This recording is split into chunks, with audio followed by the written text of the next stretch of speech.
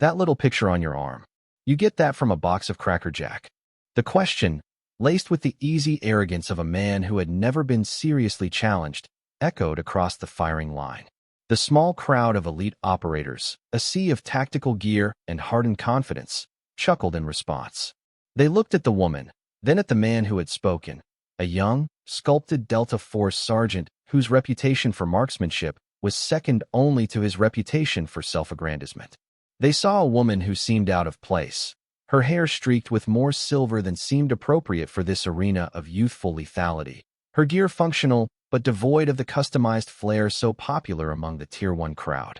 Her frame was lean, economical, not imposing. On her forearm, just below the rolled-up sleeve of her worn UCP-patterned jacket, was a simple, stark tattoo. It wasn't a skull, a flag, or a unit crest. It was an abstract symbol, a single, unbroken line that looped into a complex, asymmetrical knot before straightening out again. It was subtle, almost forgettable. The woman, Master Sergeant Eva Morgan, offered no reply. Her focus remained downrange. She did not flinch, did not acknowledge the insult, did not even seem to register the laughter that followed. Her silence was a wall, absolute and impenetrable. But across the range, observing from the shade of the control tower, General Wallace saw her stance. He saw the way her feet were planted, the perfect, relaxed posture of her spine, the economy of motion as she checked the torque on her rifle's scope rings. It was a stance he hadn't seen in 20 years, a ghost from a past so classified, it was barely a memory. It was the stance of a master. If you believe that true respect is earned in silence and proven by action, type competence below. The Delta sergeant, emboldened by her lack of response, continued his monologue, his voice a grating performance for the assembled audience. Seriously, ma'am, no disrespect, but this is the all-service invitational. This isn't some weekend qualification course for the reserves. We're shooting for tenths of an MOA out here, not just hitting paper. He gestured vaguely at her rifle, an older but immaculately maintained M210, a stark contrast to the state-of-the-art carbon fiber chassis rifles surrounding it. You sure you're in the right place? Maybe the Historical Reenactment Society is meeting over on range for inch. More snickers rippled through the line. The air was thick with condescension, a collective judgment passed on Morgan based on her age, her gender, and her unassuming presence. She was an anomaly, an unwelcome variable in their closed world of predictable hierarchies. Yet, Morgan's world remained a sphere of disciplined calm, immune to the noise. Her hands moved with a practiced, fluid grace that belied their age. Each action was a study in efficiency. She uncapped her lens, wiped it with a clean cloth in a single circular motion, and replaced the cap. She produced a worn leather-bound book, her dope book, and flipped to a page filled with dense, precise handwriting, making a minuscule adjustment to her elevation turret. The click was the only sound she contributed to the atmosphere, a crisp, mechanical whisper against the backdrop of arrogant chatter. Her breathing was slow, rhythmic, a silent metronome counting down to a moment only she could see. She was not ignoring them. In her world of pure professional focus, they simply did not exist. They were irrelevant data, like a sudden gust of wind or a shift in the mirage, factors to be noted and dismissed, but never engaged. Her silence was not passive. It was an active, disciplined choice, a demonstration of a control so absolute that it required no external validation. It was the quiet of the mountaintop, unbothered by the storms raging in the valley below.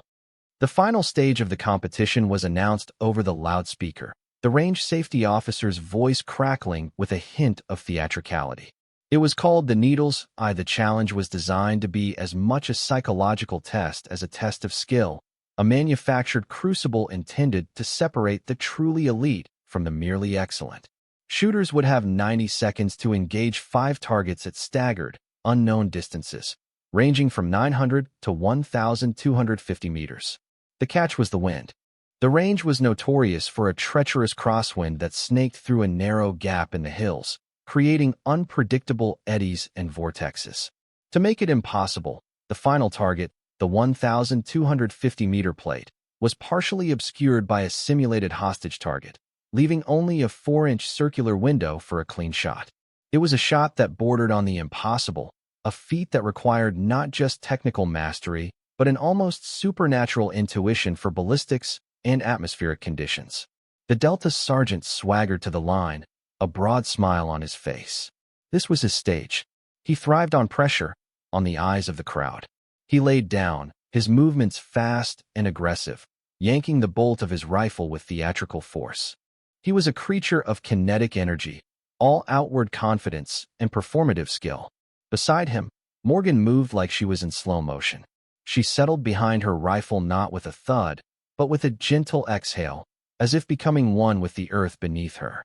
She placed her cheek on the stock, the worn material of familiar comfort. She did not rush. She did not hurry. She watched the subtle dance of the heat mirage rising from the dirt, observed the way a single blade of grass 200 meters away bent in the breeze, and then another at 500 meters swayed in the opposite direction. She was not just looking at the range, she was reading it, deciphering a language written on the wind itself. The buzzer shrieked, signaling the start of the 90-second window. The Delta sergeant fired almost immediately, a rapid succession of 3 shots. The electronic feedback from the first 2 targets was instantaneous, 2 solid hits. He was fast, undeniably skilled. But on his 3rd shot, a longer transition, a flicker of red appeared on the monitor. A miss. A curse slipped from his lips, a crack in his armor of arrogance. He rushed the 4th shot, compensating, and managed a hit, but valuable seconds were bleeding away. He now had less than 30 seconds for the final, impossible shot. He held his breath, his knuckles white on the grip, and fired. The sound of the bullet striking the steel of the hostage target echoed back, a dull, sickening clang of failure. A collective groan went through the crowd. His time expired. He had hit 3 of 5. A respectable score, but a failure nonetheless. Then, it was Morgan's turn. The range was silent. The only sound her slow, steady breathing, amplified by the small microphone near her station. 10 seconds passed. 20. She had not yet fired a single shot. The Delta sergeant, now standing behind the line, scoffed audibly. What's she waiting for? A written invitation? But Morgan was not waiting. She was synchronizing. Her mind, the rifle, the bullet, and the fickle wind were all being brought into a single, harmonious alignment. Then it began. Crack. A pause of precisely 32 seconds. Thwack. The sound of a perfect impact echoed back from the 900-meter target. Crack. Another pause, this one 38 seconds. Thwack. The second target fell. It was not a flurry of panicked action, but a deliberate, rhythmic cadence, like a slow, deadly drumbeat. Crack. 45 seconds. Thwack. The third target. Crack. 51 seconds. Thwack. The fourth. She had fired 4 shots and secured 4 perfect hits in under 45 seconds, leaving her an eternity for the final shot. A wave of disbelief washed over the onlookers. The impossible cadence, the flawless execution, it was like watching a machine. The Delta sergeant stood frozen, his mouth slightly agape, the color draining from his face. The laughter and mockery had evaporated, replaced by a thick, profound, and unnerving silence. All eyes were now on the final target, the tiny 4-inch window at 1,250 meters. The wind was gusting, the mirage boiling. Morgan remained perfectly still, a statue of absolute calm. She took a single, slow breath, let half of it out, and held it. The world seemed to shrink to the space between her eye and the reticle. The crosshairs were steady, a fixed point in a chaotic universe. For a full 10 seconds, nothing happened. The tension on the range was a physical thing, a palpable pressure on everyone's chest. Then, with a smoothness that defied mechanics, her fingers squeezed the trigger. The crack of the rifle was different this time, sharper, more definitive. The bullet, a 175-grain Sierra Match King, began its long, invisible journey, a whisper of physics and intense scent across the valley. The flight time was nearly 2 seconds. 2 seconds of absolute, suffocating silence where every person on the range held their breath. And then it came. Not the dull clang of a miss, not the thud of hitting the hostage plate, but a high, pure, ringing ping that sang through the air. On the monitor, the final target indicator flashed a brilliant green. A perfect, dead-center hit. For a moment, there was nothing. No cheers, no gasps. Just a vast, cavernous silence filled with the sheer impossibility of what they had just witnessed. It was a silence of shattered assumptions, of broken paradigms. The Delta sergeant simply whispered, "No, that's not possible." He stared at the screen, then at the unassuming woman getting up from her mat, his face a perfect mask of bewildered shock. The laws of physics as he understood them had just been rewritten by the quiet woman with the Cracker Jack tattoo. Into this vacuum of stunned disbelief, a figure emerged from the observation tower. General Wallace, a man whose 4 stars commanded the attention of entire armies, walked onto the firing line with a calm, deliberate stride. The operators, including the humbled Delta sergeant, instinctively straightened up, their shock momentarily eclipsed by the weight of his presence. The general did not address the crowd. He did not look at the scoreboard. His eyes were fixed on one person, Master Sergeant Eva Morgan. He walked past the younger operators, his gaze never wavering, and stopped directly in front of her. The air crackled with anticipation. Everyone expected a reprimand or a formal inquiry, some official explanation for the miracle they had just seen. The general looked down at Morgan, a flicker of something ancient and knowing in his eyes. Then he looked at the abstract tattoo on her forearm, the single, unbroken line. He held her gaze for a long moment, a silent conversation passing between them that no one else could comprehend.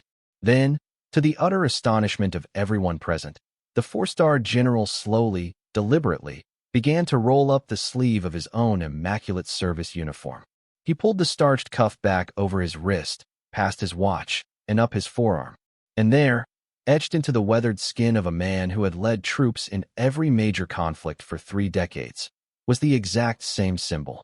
The identical, unbroken line, looped into the same complex, asymmetrical knot. It was a mirror image, a shared secret brought into the light. The crowd gasped as one. The Delta sergeant's face went from shock to a pale, ghostly white. The symbol wasn't a random design. It was a key. It was a sigil, and its meaning was about to be unlocked. General Wallace let the silence hang for a moment longer, allowing the weight of the revelation to settle over the assembly of elite soldiers. Then he spoke, his voice not loud, but carrying an authority that cut through the air like a blade. "I see some of you are confused," he began, his eyes sweeping over the young, arrogant faces that had, just minutes before, been laughing. "You see this mark and you see a tattoo. You make assumptions. You see Master Sergeant Morgan, and you make assumptions." He gestured from his own arm to hers. "This is not a unit crest. You will not find it in any regulation manual. It is not something you earn on a qualification range." He paused, letting his words sink in.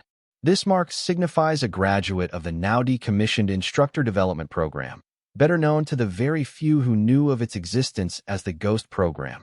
This was the program that taught the founders of your most elite units how to shoot.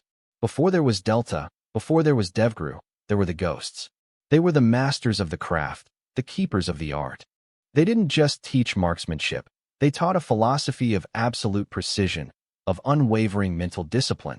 He turned his gaze directly onto the pale Delta sergeant. "The techniques you use, the wind formulas you memorized, the very rifle doctrine your unit is built upon. They were written by the people who wear this mark." He then turned back to Morgan, his entire demeanor shifting from that of a commanding general to one of profound, almost reverent respect. He snapped to the most rigid position of attention a man his age could muster and rendered a slow, perfect salute. "Master Sergeant Morgan," he said, his voice ringing with finality across the now hallowed ground. "It is an honor. Permission to speak freely, ma'am." The story of what happened on Range 7 spread through the special operations community like a shockwave. It wasn't just gossip, it was the birth of a legend. The tale of the ghost on the line became an instant piece of institutional folklore. It was told in hushed tones in barracks, retold in ready rooms before missions, and debated on encrypted forums. The details grew with each telling, but the core truth remained. A quiet, unassuming master sergeant had, with 5 perfect shots and a profound silence, humbled the loudest voice on the range and revealed a hidden layer of their own history. The young Delta sergeant was never the same. The event did not break him, it remade him. His arrogance was stripped away, burned off by the searing light of Morgan's competence. He was seen a week later, not boasting at the center of a crowd, But alone at the far end of the range, practicing the basics, his movements slower, more deliberate, more thoughtful. He eventually approached Morgan, not with a clumsy apology, but with a simple, earnest humility. He held out his dope book. "Ma'am," he said, his voice quiet and stripped of all its former swagger, "that last shot. Your wind call. I was off by a full minute of angle. Could you show me what you saw?" He had ceased to be a competitor and had become a student. He was asking not for a secret, but for wisdom, acknowledging her as the master she was. The greatest lesson of his career had not come from the heat of battle, but from the quiet poise of a woman he had so foolishly underestimated. Morgan, for her part, accepted his question with the same stoic grace with which she had accepted his insults. There was no "I told you so" in her eyes, no hint of triumphalism. She was a professional, and the transfer of knowledge was part of that profession. She took his book, and for the next hour, she spoke quietly about the subtleties of reading vertical mirage, of feeling barometric pressure changes, of how the true art was in seeing the entire system, not just the target. She was not just a shooter, she was a teacher, and that was the highest calling of a ghost. Her legacy from that day was etched not only in the minds of those present, but into the physical landscape of the base itself. The specific firing position she had used, Lane 12, was unofficially but permanently renamed Morgan's Perch. Recruits and seasoned operators alike would request Lane 12, hoping some of that impossible calm and precision would rub off on them. And the target from her final shot, the one with the single, perfect hole-punch dead center in the 4-inch circle, was retrieved. It was mounted on a simple wooden plaque and hung in the main hall of the U.S. Army Sniper School, right next to the portraits of legendary figures like Carlos Hathcock. There was no name on the plaque, no explanation. There was only the date and the mangled piece of steel with its single, pure hole. It needed no further explanation. It was a silent, permanent testament to the day that arrogance was silenced by competence, a reminder that the most dangerous weapon on any battlefield is a quiet professional. Years passed, and the story became a foundational myth for a new generation of soldiers. New trainees at the qualification course would be brought to the main hall to stand before the mounted target. An old, grizzled instructor would point to the plaque and tell the story. He would tell them about the arrogant young operator, the quiet master sergeant, and the 4-star general with a secret on his arm. The story wasn't told as a way to glorify a single person, but as a parable. It was a lesson in humility, a warning against the poison of assumption. "Look around you," the instructor would say to the fresh-faced candidates. "You don't know who you're standing next to. You don't know their story. You don't know what they've done or what they're capable of. Your job is not to judge. Your job is to perform. Let your actions be your only argument." The culture of the school, and by extension, the wider community, slowly shifted. The emphasis on swagger and bravado was replaced by a deeper appreciation for quiet, demonstrated skill. The ideal was no longer the loudest voice in the room, but the steadiest hand on the line. The legend of Eva Morgan proved that true strength required no announcement. It was a self-evident truth, revealed not in words, but in the perfect, undeniable clarity of a single, well-placed shot. Her legacy was not just in a named firing lane or a piece of steel on a wall. It was in the changed mindset of thousands of soldiers who came after, who learned to respect the silence and to seek competence above all else.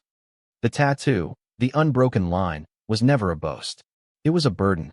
It was a symbol of a promise made in the shadows to uphold a standard of excellence so high that it could never be spoken of, only demonstrated. It represented a legacy not of medals and glory, but of knowledge passed down, of skills honed to the point of art, of a sacred duty to be better, quieter, and more precise than anyone thought possible. Eva Morgan and General Wallace were among the last of their kind, living vessels of a forgotten tradition. Her appearance on that range was not an accident. It was a final, quiet lesson from a fading order. She didn't come to win a competition. She came to remind the new generation what the foundation of their entire profession was built upon: the unwavering, unshakable, and often invisible competence of the true professional. A true legacy is not what you claim, but what you prove. It is not found in the stories you tell about yourself, but in the legends others tell about you long after you are gone. It is a quiet, persistent echo, like the pure, ringing sound of a perfect shot traveling across a valley, long after the rifle has fallen silent. For more stories where quiet competence triumphs over loud assumption and where a legacy of action defines their worth, subscribe to Unknown Heroine Stories.